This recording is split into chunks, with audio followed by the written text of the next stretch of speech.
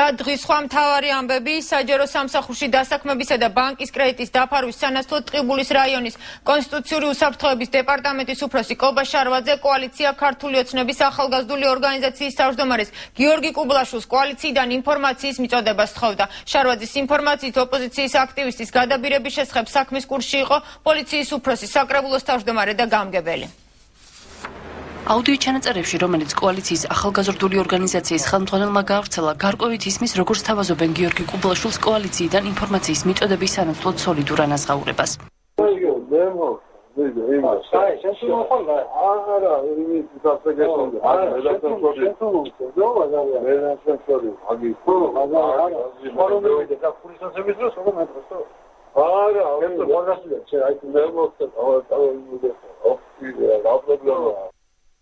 გიორგი კუბლაშვილი დეტალურად ყვება, რას თავაზობდა ტყიბულის კონსტიტუციური უსაფრთხოების დეპარტამენტის უფროსი კობა შარვაძე კოალიციის მაჟორიტარ დეპუტატ ელისო ჩაფიძეზე კომპრომატის მოძიების სანაცვლოდ.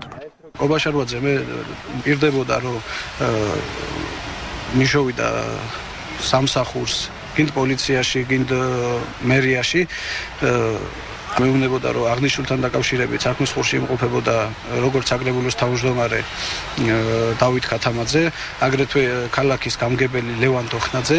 ძალიან სამწუხაროა, როდესაც სამართალდამცავი ორგანოები ნაცვლად იმისა, რომ უზრუნველყოფდნენ მაჟორიტარი კანდიდატების წინა საარჩევნო შეხვედრების უსაფრთხოებას, დაკავებულები არიან პროვოკაციების მოწყობით.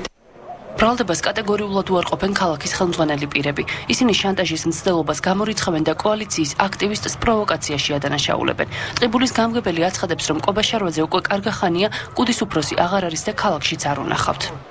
კობა შარვაძეს ვიცნობ პიროვნულად, მაგრამ ესეთი საუბარი მე და კობა შარვაძეს შორის, რომ ვიღაცა მოისყიდე და მე იმას სამსახურს მივცემთ და დავნიშნავთ და რაღაც ფულად გარიგებაზე, ეს არის გამორიცხული. არანაირ კომენტარს არ ვაკეთებ. იცით რასთან დაკავშირებით მოდი რა? დებატებს ნუ გამიმართავ. არ გიმართავთ, ანუ არ მაინტერესებს. რაც უნდა ვინმეს უნდოდეს, რომ თავისი პერსონის ირგვლივ აჟიოტაჟი შექმნას, ეს მცდელობა ყოველთვის მარცხით დასრულდება.